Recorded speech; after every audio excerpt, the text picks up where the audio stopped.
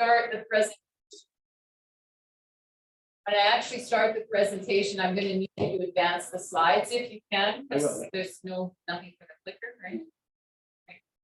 Okay, well, as soon as Netta, our hostess with the mostest, comes back, then we'll officially start.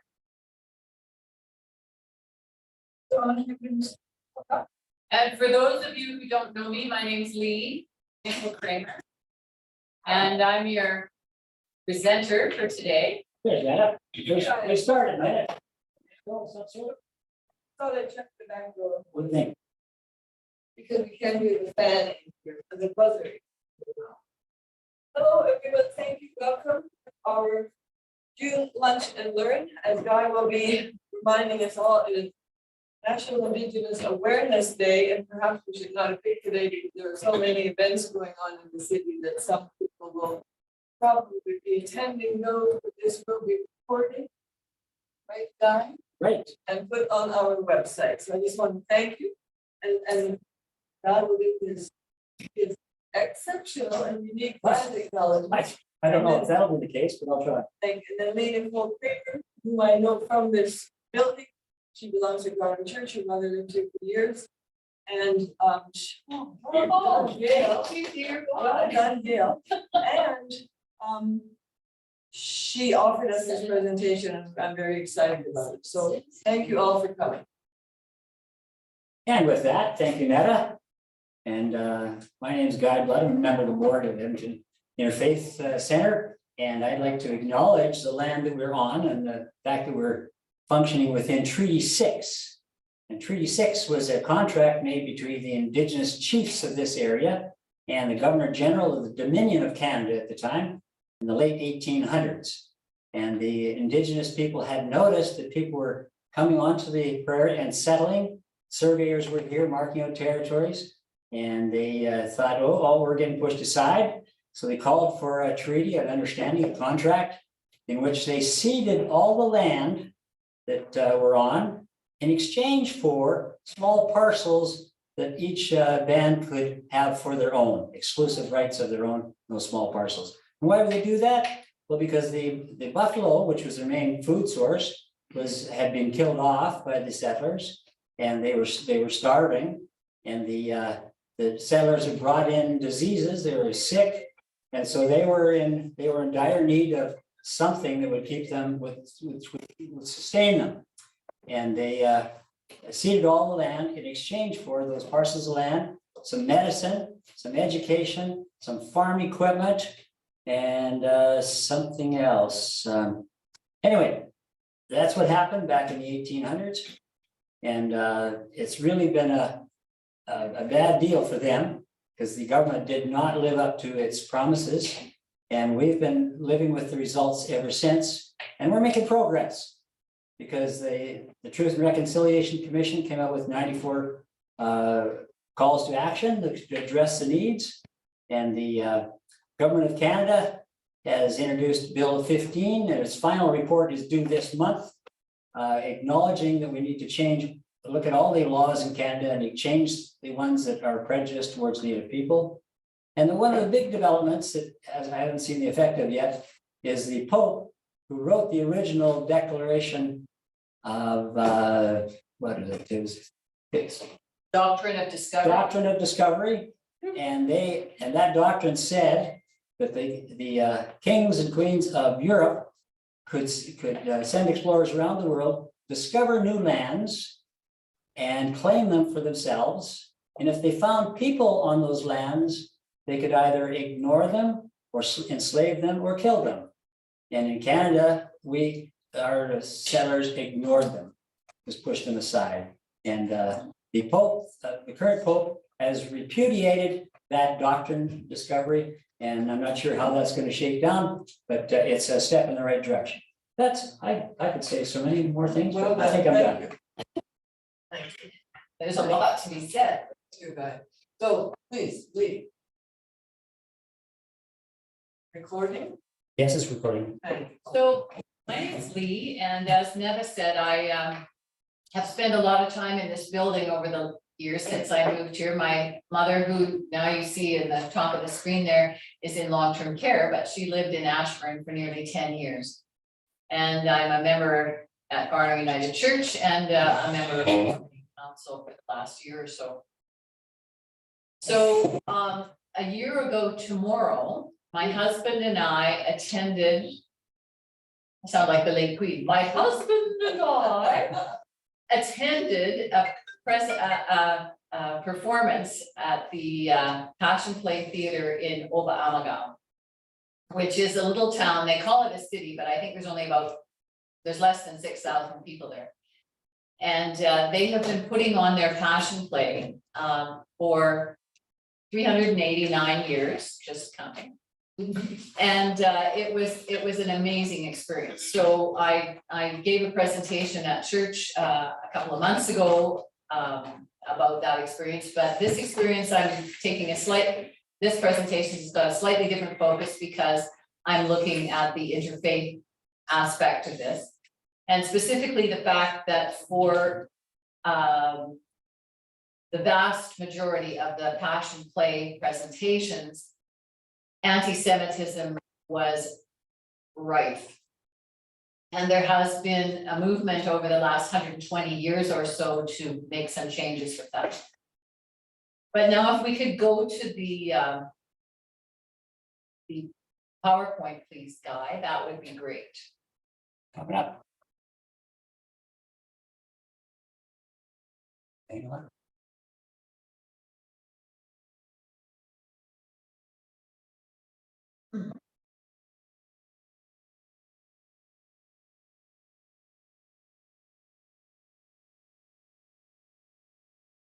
Awesome, thank you. So this first slide is the entrance, the main entrance to the Oberammergau Theater. And just while I'm kind of talking about the background here, Guy, if you can just go through some of the following slides. Okay. There's no particular rush, I don't think, but we'll see what the next one will show us.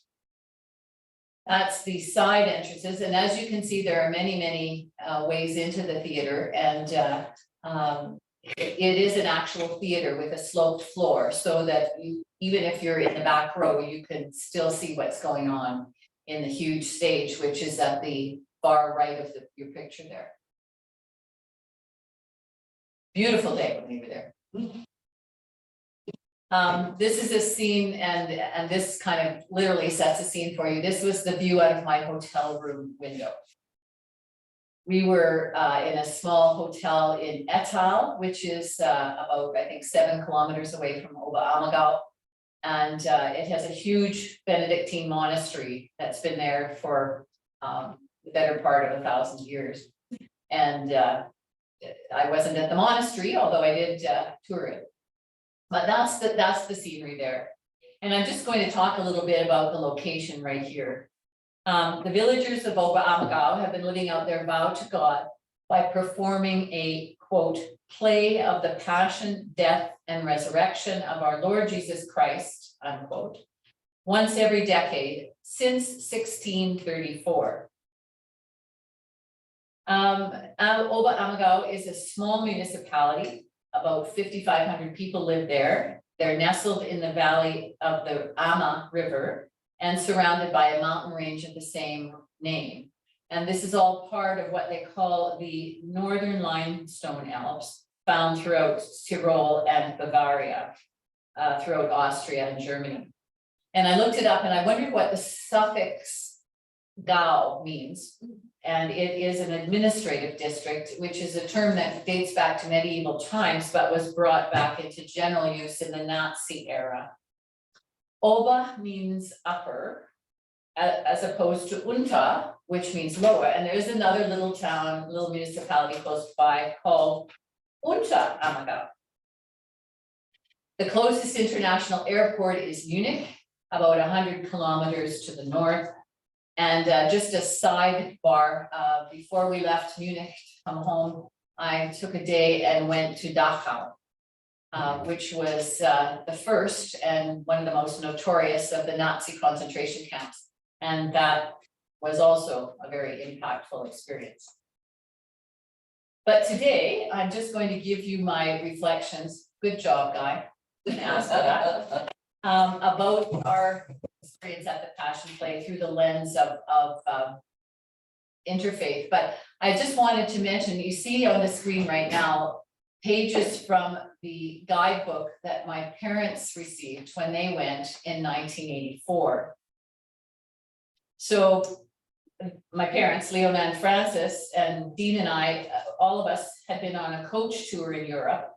And then there was a side trip through the Bavarian Alps to Oberammergau. The 38th play is the one my parents attended, and it was a special extra production. Normally the play is every 10 years on the 10, but they put in an extra one in 84 in honor of the 350th anniversary. Later that year, my folks celebrated their 45th wedding anniversary. And I just recently realized that Dean and I were there also in the year of our 45th wedding anniversary. And so our 3-week tour was mostly centered in Europe, but we did tack on the excursion at the end. Here's a little bit of history about how the play came to be.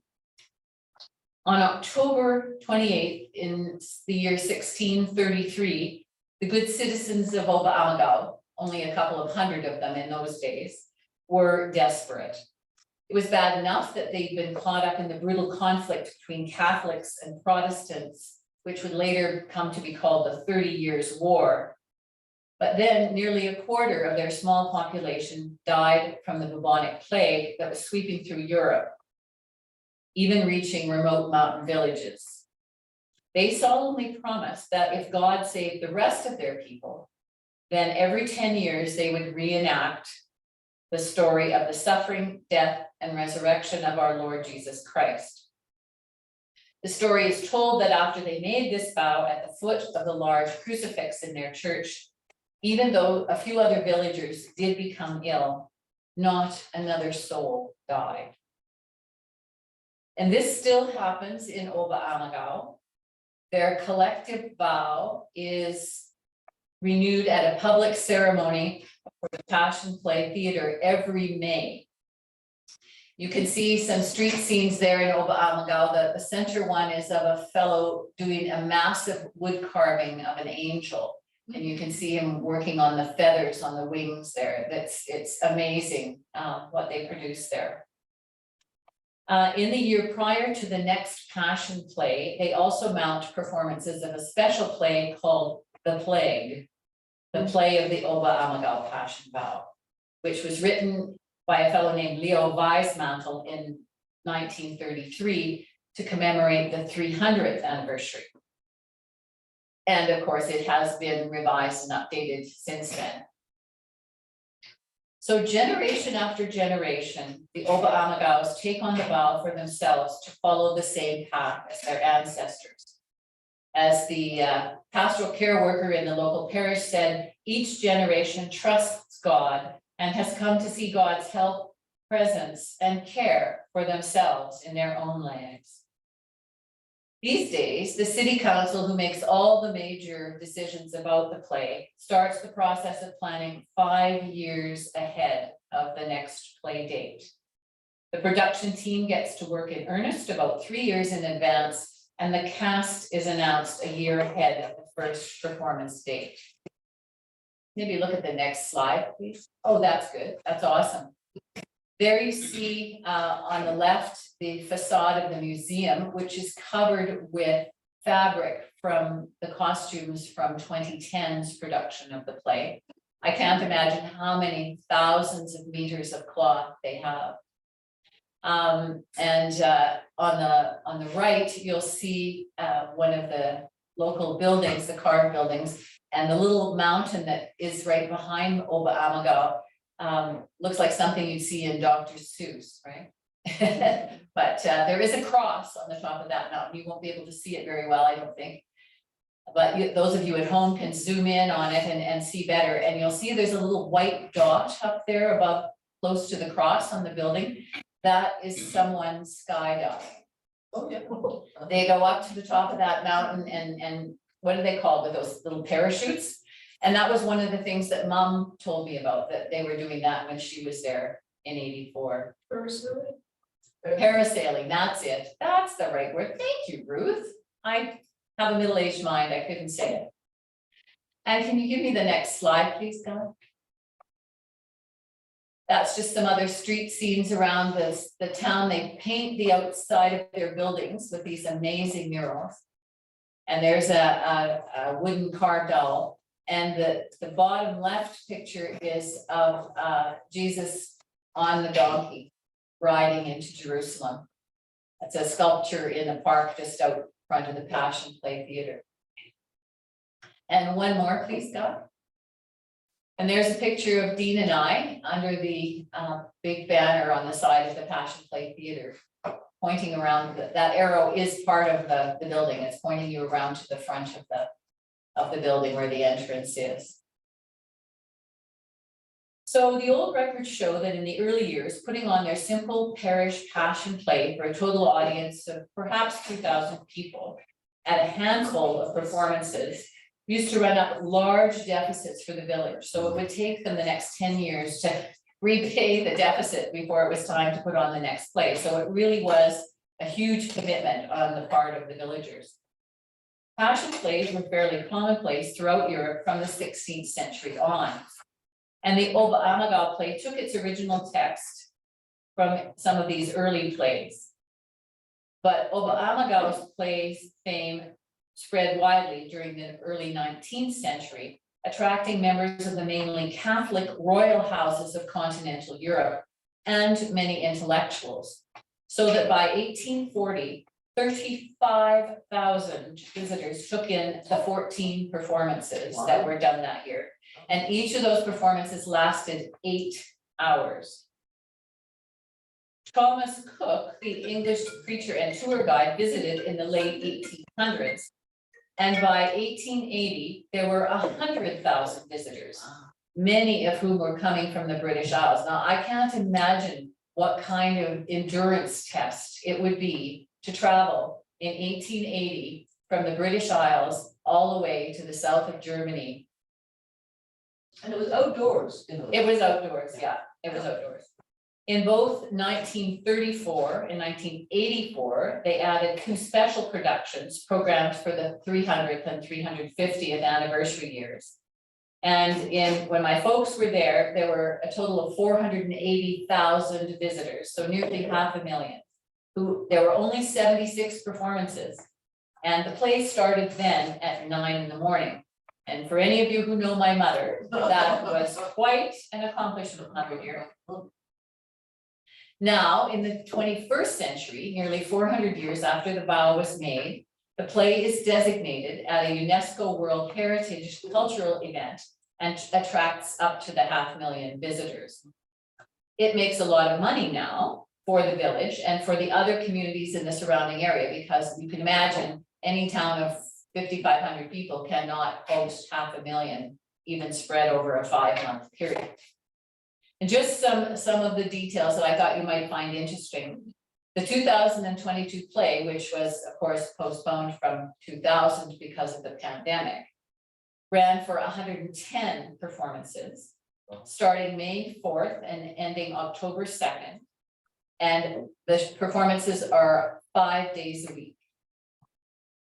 Tuesday, Wednesday, Thursday, and then Saturday, Sunday. We were there on a Thursday.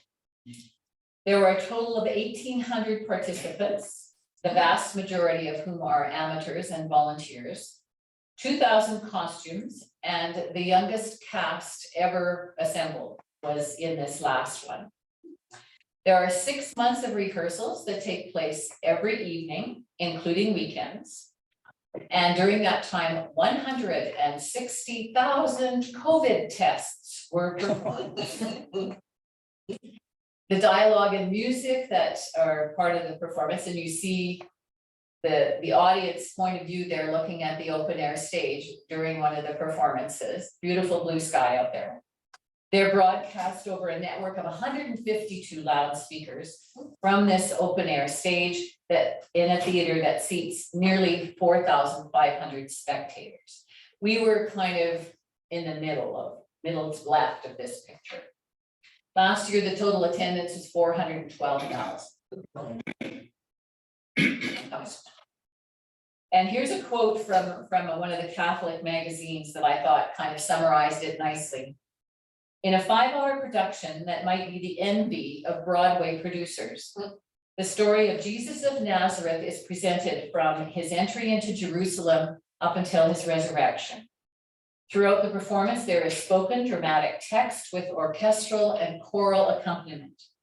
12 scenes, known by the old Baroque term called tableau vivant, are designed to illustrate the interrelationship between the Old and New Testaments in a typology foretelling the life of Christ. And those are presented throughout the play by silent actors in elaborate costumes, acting out biblical stories such as Israel and the Red Sea crossing, and Joseph interprets Pharaoh's dream. And in the video that we're going to watch shortly, you'll see some of those tableaux vivants. Also, just to give you an idea, we are looking at the breadth of that stage there. In the large crowd scene, when Pilate is deciding Jesus' fate, there are, guess how many actors on that stage? 300, somebody says? 800. And several horses. Real horses. Complete with what real horses do. The music, originally composed by the local schoolmaster Rocha Stedler in 1811, revised by him for 1815 and 1820, has undergone multiple updates and further additions by Marcus Zwink, who's been the music director for the last 30 years. In Marcus's efforts to blend tradition with transformation, he uses double choirs, and you'll see some of that in this video, to introduce a form of dialogue between different sections of the play. The Jewish prayer, Shema Israel, and Psalm 122, which I don't know it by heart, but the first line is, my God, why have you forsaken me?" are now both sung in Hebrew. There are more than 125 orchestral musicians and an equal number of choristers, about half of whom would be on stage at any one time. So the choristers do get a day off once in a while. And the thing that boggles my mind, as a bit of a singer myself, I can hardly imagine the breadth of the community arts programs that produce so many well-trained performers of all ages. I mean, it just, I'm sure we have nothing in Canada that would be close to that. That does not even consider the hundreds of tailors, costumers, set designers and builders, sound, lighting, and technical crews. Stephen Hagenayer is the stage and costume designer who's responsible for all of these activities. And then, speaking of technical skills, I'll just mention again about the long-standing tradition of wood carving that is available in that area. But now let's just get busy and watch this video so that you can, it's from YouTube, so if you want to watch it again, help yourself on YouTube. But it gives a good overview of the production. You'll see scenes from the production and also interviews with the actors and directors. Let's give it a try. Okay, and one other thing I will say, that watch the bottom of your screen for the closed captions from the German speakers. And I think we're not going to be able to play the video, unfortunately. Oh. It just didn't go to play. Try it at the top. Yeah. There's a little play icon that Carrie showed me. Yeah, I pushed that there. Sorry. Oh. Do you have to end the share screen to do it? No. Oh, that helps. No, I have no suggestions as to what to do. That's really disappointing. So yes, Yes. you'll all have to watch it for yourselves at home. We can send the link. I can send the link this afternoon. Okay, And then where do we find it, or what do we search? I'll send the link. okay. All right, so you're stuck with listening to me again. Oh, great. The first of Oberammergau's 42 passion plays performed on Whitsunday, which I know as Pentecost, in 1634. The inaugural 5 plays were all held in the years that ended in 4, so 1634, 44, so on. But since 1680, they've been scheduled on the 10s, on the decade. Twice since that time, there have been 2-year postponements of the play due to wars and recent epidemics, namely 1920 and 2020. There were also 2 outright cancellations. In 1770, the Elector of Bavaria prohibited all passion plays for whatever reason. And in 1940, World War II, of course, was in full swing. This is a scene from the play that is performed in the year prior to the actual passion play. And this is that I told you about before, that this is the renewal of the vow. And there you see them gathered around the crucifix. This is you'll see some, if you watch that video, you'll see that same beautiful angelic young man's face. He's one of the actors in the passion play itself, but this is the reenactment of the vow. The first stage for the passion play was a simple wooden structure built in the cemetery. And this I thought was interesting, over the graves of all the family members and friends who'd succumbed to the plague.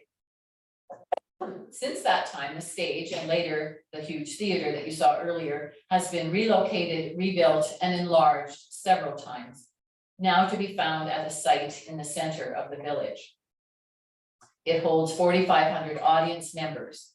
The huge stage, as you saw, is open to the air, although it does have a retractable roof, which can be used in case of inclement weather.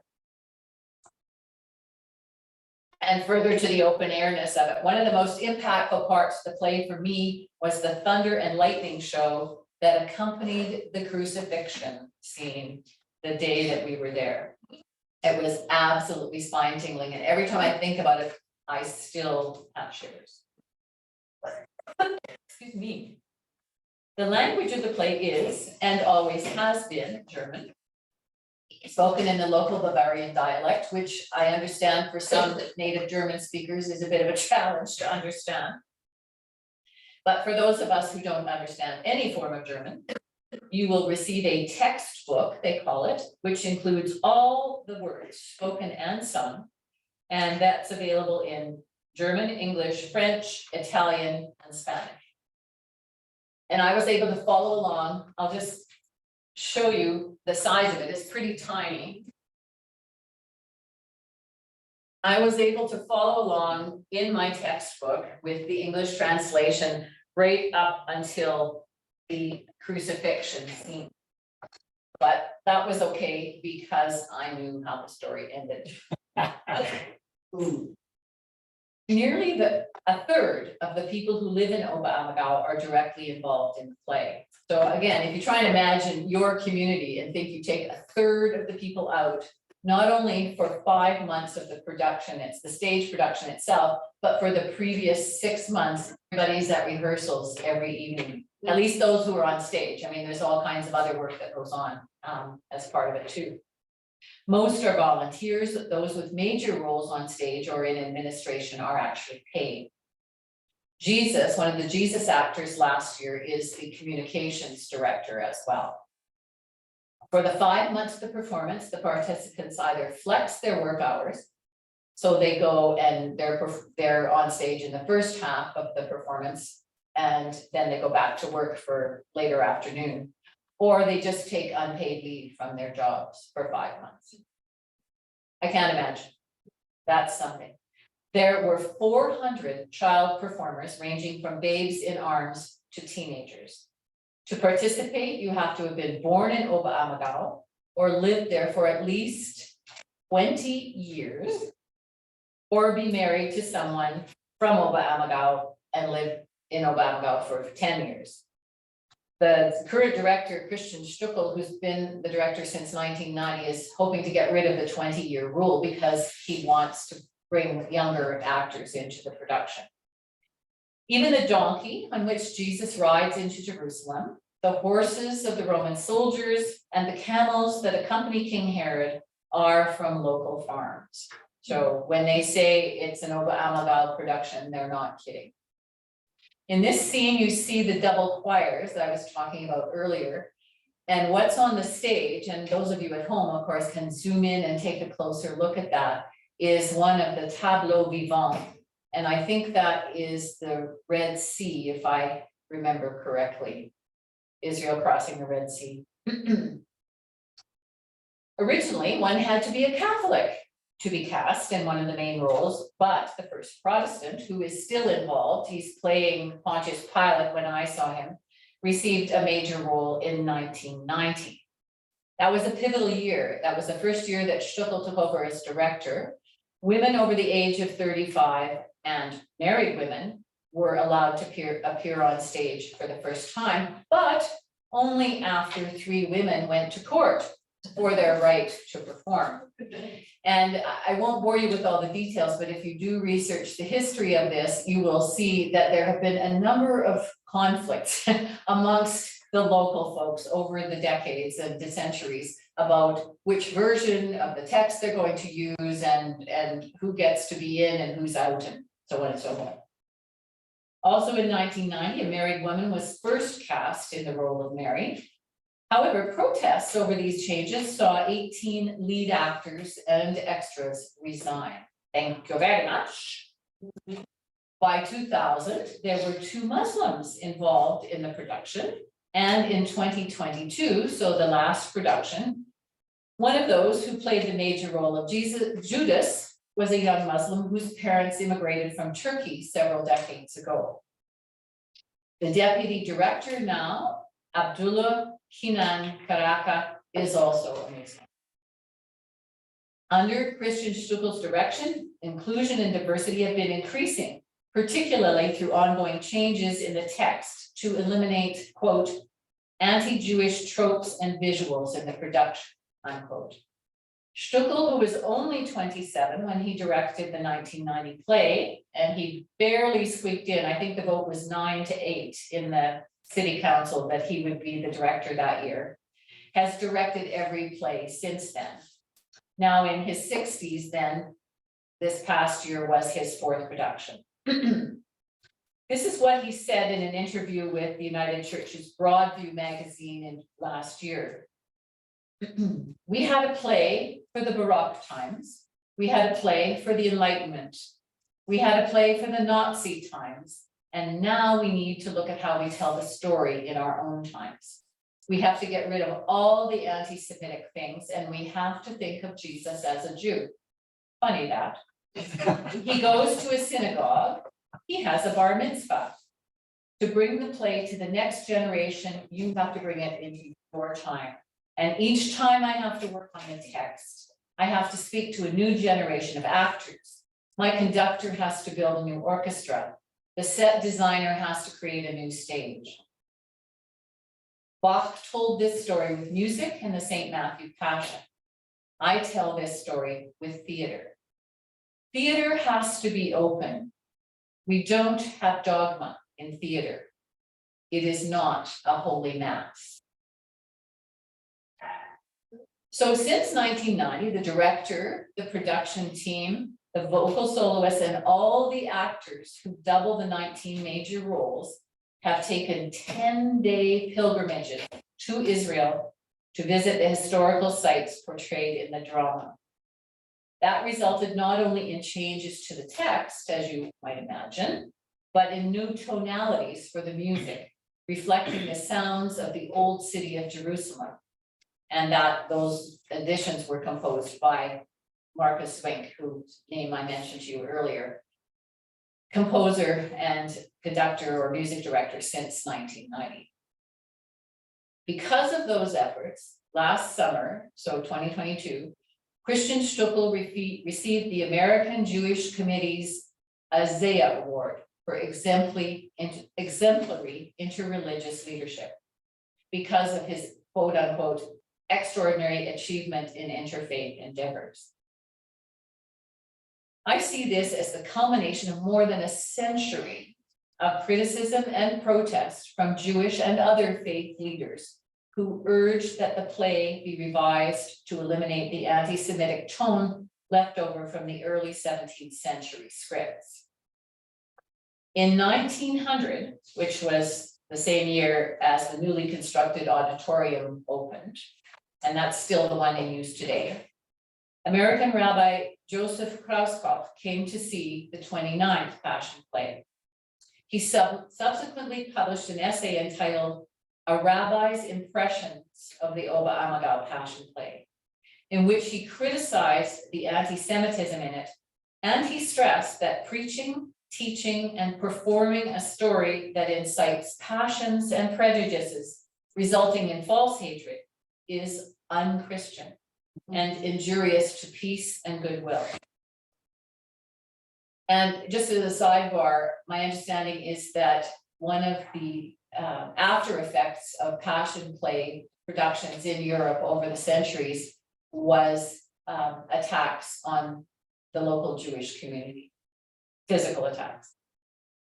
The contemporary Jewish American activist and author Hilary Salt states that she believes Krauskopf's essay predicts the Holocaust. Speaking of which, Adolf Hitler saw both the 1930 and 1934 300th anniversary plays. He declared that the play was, quote, important to the Reich, and stated that Pilate, the Roman, was, quote, a racially and intellectually superior Roman who appears like a rock in the midst of the Jewish dregs and crowds, unquote.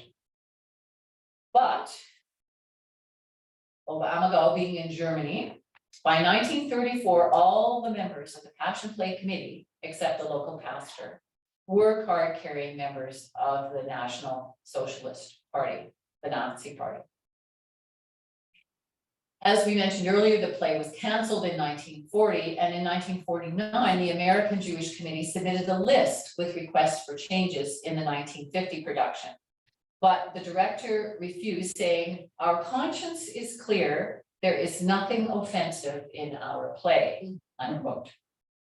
Jewish intellectuals, including people like Leonard Bernstein and Arthur Miller, launched a petition to oppose the 1950 play's stereotypical negative portrayal of Jews.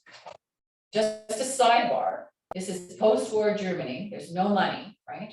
So the funding for the 1950 play came from and through the occupying American forces. And it did go ahead.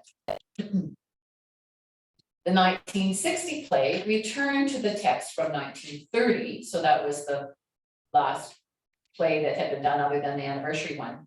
But finally, by 1970, 20 years after Bernstein was saying, let's make some changes, there were several proposed changes to the text. The local Archbishop of Munich and Freising, along with a New York rabbi, called for a rethink.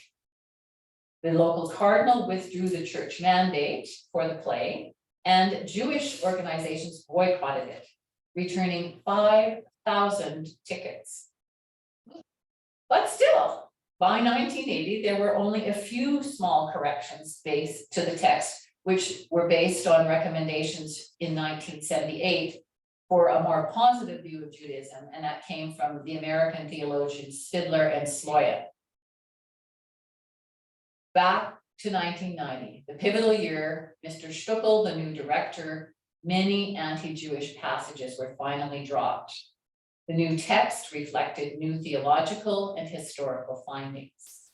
Marcus Swink, as I mentioned, revised and expanded the original musical score, and some music with anti-Semitic content was removed from the scores for the tableau vivant. We look at the next, oh, just before you move, go back one, sorry, I was going to say one more thing about where we were. So in this scene here, you see the actor one of the actors who plays Jesus with a facsimile of a Torah. You may not use an actual Torah in the production, of course, but this is a facsimile. And this is one of the things that happened through the expeditions to Israel and the consultations with Jewish faith leaders, was to learn how properly to handle the Torah and to work with it in the play. And also the customs that go with it. So before Jesus picks up the Torah, everyone puts their scarf, I guess, I'm not sure the proper term, over their head. Your head must be covered. And now the next one, please. So the figure on the right is Jesus there. Jesus is holding the Torah, that's right. And here, the other Jesus actor you'll see standing at the left there with his head covered there, because the lighting the menorah. And I believe that is the actor that plays John, who is lighting the menorah there. And that's one of the current play scenes from the Last Supper. Stückl also insisted that 1/3 of the major roles be filled by actors under the age of 30. And under the leadership of a Jesuit and other local clergy, the new tradition of 10-day visits, like they just don't parachute in for a day or two, to Israel was implemented in 1989, the year before the 39th performance, which was undertaken in 1990. Later on, in the year 2000, there were more positive changes to the text and music, and the first new stage set in decades was designed by Stefan Hagenayer, who is still the stage designer. In 2010, the 41st Passion year, Stückl made more fundamental changes to the Passion text, and his deputy director contributed text revisions for the tableau vivant to reflect the present day. The text and music now work to locate Jesus more clearly in his Jewish content. So here's another scene from the Last Supper, Jesus watching the disciples' feet. In 2022, Stückl stated that there is an even greater focus on how the Passion Play can better reflect current themes. Quote, and vice versa, he said. All the problems we have today appear in the Passion story as well, unquote. And here's the same sentiment from that same Catholic magazine article I quoted earlier. She says, a retired American who attended his 5th seasonal performance of the Passion Play in 2022. So I counted backwards. That means he was at every one since the one my parents were at in 1984. He described it as a, quote, microcosm, where all of human folly and wisdom come together, not unlike the drama that took place at the foot of the cross, unquote. And before we leave this slide, you can see one of the child actors there. And I just want to say, that's another thing that was a complete marvel to me. They had sheep, they had goats, they had horses, they had camels, they had doves in the Jesus turning the money changers out of the temple scene.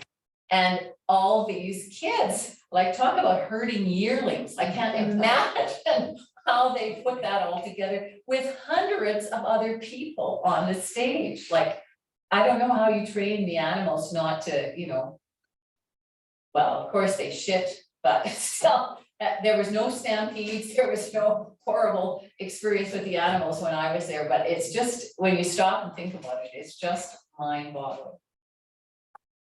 And I just want to say, speaking of my experience at the play, in addition to the focus on Jesus' Jewishness in the current, I was also struck by the way that Judas is portrayed. Instead of simply being a villain, he's played as a much more sympathetic character, a flawed human being. Who ever heard of that? Who naively hopes that bringing Jesus to meet with the high priest will result in a resolution of the conflicts between Jesus and the Jewish authorities. Also, maybe overthrow the hated Roman occupation and bring Jesus into what Judas saw as his rightful kingdom. Judas, however, is duped by Caiaphas, and when he finds out that the authorities intend to kill Jesus, in despair, Judas takes his own life. This is a far cry from the 1950 play in which the Judas character is clothed all in yellow robes. Imagine the context for that in 1950s Germany. Mm-hmm. And is the only one of the disciples who is clearly portrayed as being Jewish. I also read that the actor who played that part found himself derided and spit upon when he was walking down the street afterwards. So just in conclusion, there's another slide or two we can look at. There's a good picture of the entire scene of the Last Supper. Where's the food? I believe there are some bowls and cups on the table. The women haven't brought it in yet. Right on, Netta, right on. Skip the dishes and. Skip the dishes is coming, yeah, good point. Okay, and the next one, please, Guy. It has taken more than 120 years to bring the text and music of the Oberammergau Passion Play into the modern day, and to break with the old lie that the Jewish race was responsible for the death of Jesus and should be punished accordingly. That myth has contributed to overt and covert anti-Semitic thought and behaviors in Europe and North American society, at least, and perhaps other places for generations. This is the scene from the cross. Of course, that's not what I saw sitting in the audience, but I thought that really sort of brings home the starkness of the whole thing. And just as a sidebar, the Jesus actor and the other two folks on the cross are there for 20 minutes. So if you can imagine doing that every couple of days, not to mention everything that goes beforehand, it's an incredible test of endurance, I guess, and belief. And another slide, please. I'm just going to say that I was thrilled to be in the audience for this most recent play, to see Jesus portrayed as a young Jew who brought his ministry to people on the margins of society, and to witness for myself the respect that is shown to each faith tradition in the way the play is now presented. And if I can manage it, I would be more than happy to return to Oberammergau in 2030 for the 43rd Passion Play. So here's, just go back for a second. Sure. So this is the orchestra. Your Edmonton Symphony Orchestra is only that big if they're doing, Beethoven's Fifth or something, right? I mean, this is a huge orchestra. Most of them are locals. There are a few of the principal players that are paid and brought in, say from, I don't know where, another center somewhere. But again, imagine putting together instrumentalists of that caliber from a town of 5,000 people. Boggles the mind. And then the next one, please, the last one is a picture of the choir. And there are many people who have solo roles in the choir. And before this presentation started, I was playing my CD of the music from there. It sounds very much like if you would go to a presentation of Handel's Messiah. It's from that Baroque era, but it has been modernized and updated, as you've heard. And that's all I know. Wow. The men are in the proper place at the back. Usually in a choir, Okay. the basses and tenors are in the back for no other reason that A, they are taller, generally speaking, than the folks in the front. And B, there's usually fewer of them than there are of the women. And I think that's the case in this picture too. This was brilliant, Lee, thank you. Oh, you're welcome. How long is the YouTube? The video is 20 minutes. Okay, so because we started so late, it might not have worked for everybody, so. Yeah.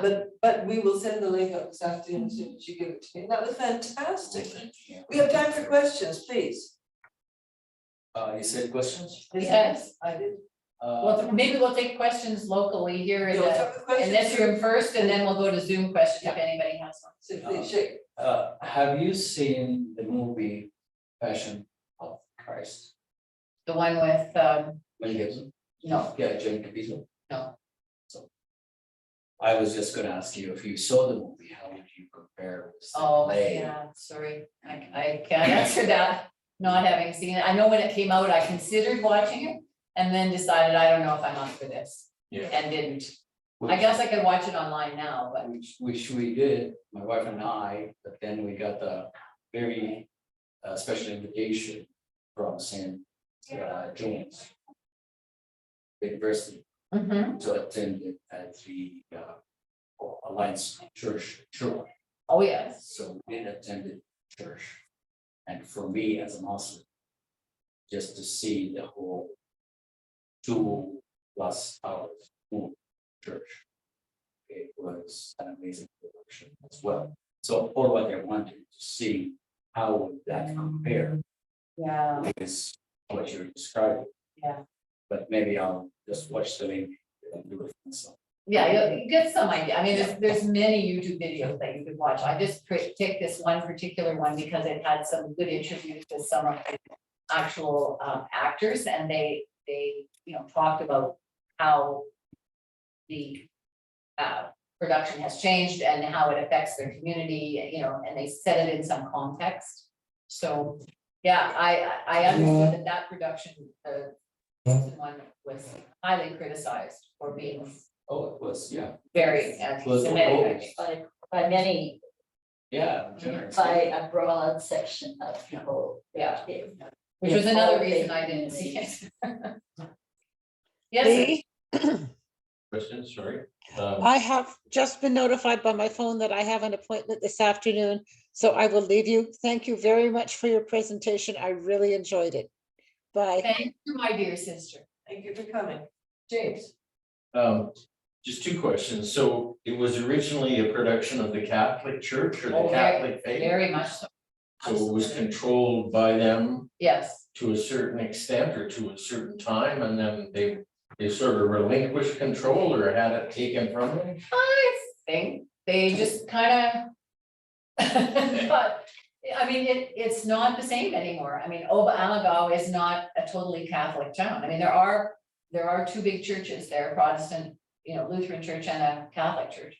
There are 2 Catholic monasteries, one in either direction, the one at Etal, which is one I'm familiar with, but there's another one, I can't remember the name of the town, starts with R, a little further down the road, the other direction, a huge institution. So, I mean, it was a very pervasive presence in the day, but not so now. And when it came to this passion aspect of it, how was the violence handled? Oh, it was there. Yeah. There was, I mean, I saw an interview with one of the Jesus actors and the interviewer was asking him, how do they do that? And he said, oh, there's theatrical tricks. I can't divulge it to you, but it looks real. Like the whole thing, the scourging, the crown of thorns, the crucifixion, I'm getting spine tingles when I'm just saying those words.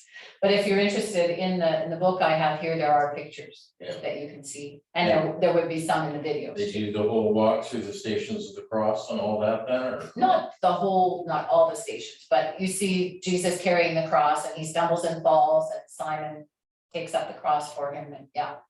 Okay, So, but not probably all 15, I don't think. It doesn't take that long. great.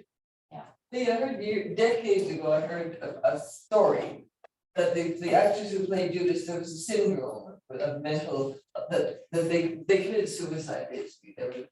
Is there any truth? Said they were. I think I didn't hear that specifically. I didn't come across that in my research, but I wouldn't doubt it. Because I mean, this is so pervasive. One of the things I've heard Stückl say is that people in Oberammergau count their years by passion cycles. Oh, sure. You wouldn't say I'm 70 years old, you'd say I've been in, 4 plays. Wow. And it's passed down through the families too. So in interviews with Stückl that I've seen, he talks about how his father and grandfather will play Caiaphas, for instance. Thank you. And again, in this book, there are pictures of a whole family, that are part of the presentation. There they are in their costumes, and there's a portrait of the Smith family and the Jones family and the, whatever. Are they paid?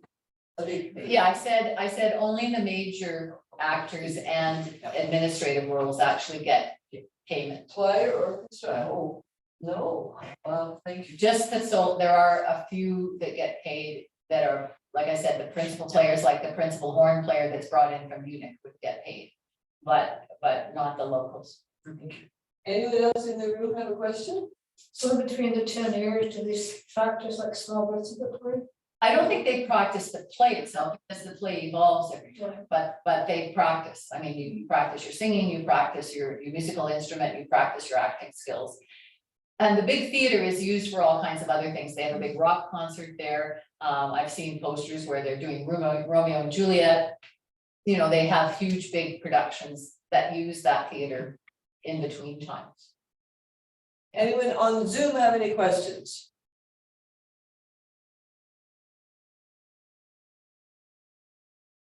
Yes, anyone?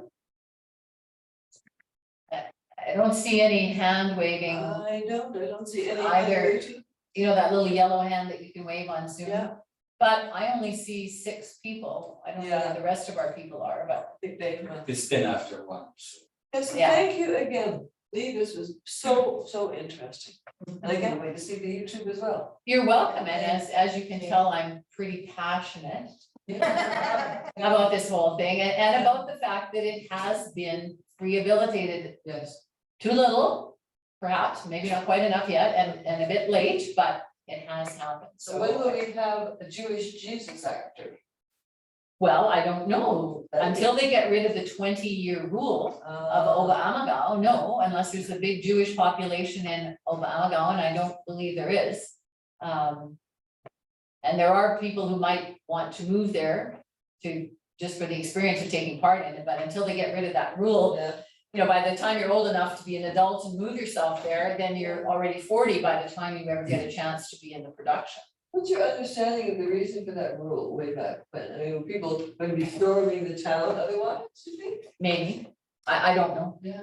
I don't know, Because but it is a strong rule. Yeah. Guy, you had a question? Not only a Christian story, but it's a wonderful interfaith story too, I think. Oh, it is. Yeah, Yeah, yeah, no, I agree. that's how I got asked to be here. The rule might come from the fact that they made this vow over presenting this player. Well, I'm sure that's a big part of it, because I mean, it's still, the new generation takes it very seriously. Yeah. Sure. I mean, it's just part of your DNA, I think.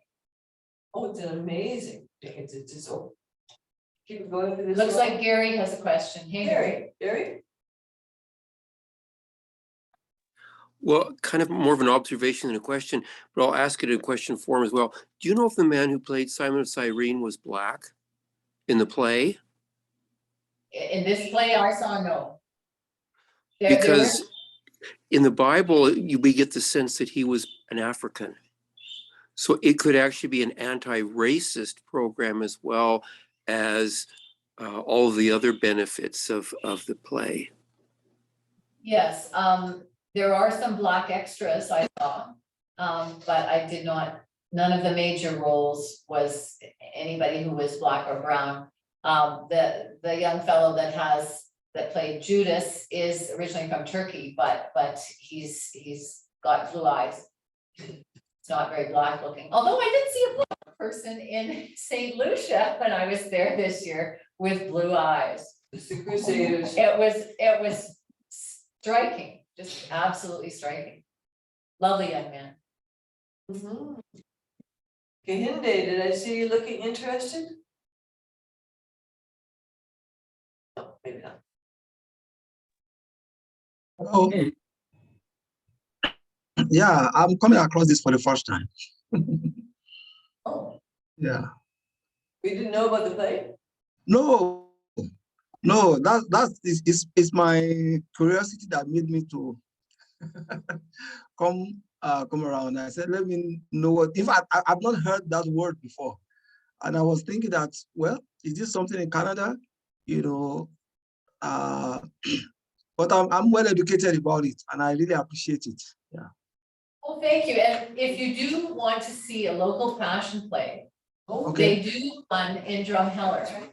That's right. My cousin was in it a few years ago. She's a very tall woman and she got one of the roles as one of the Jewish priests. So there she was in this long black robe with this great big hat.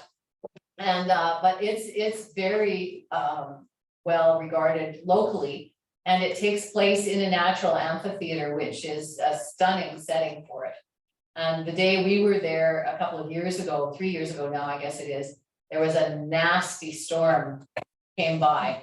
So they watched the weather radar and they told you, gave us warning, get to your cars. It was nasty, just sheets of rain coming down, thunder and lightnings. And so that was pretty remarkable too. That's the thing, when you have an outdoor theater, you just never know.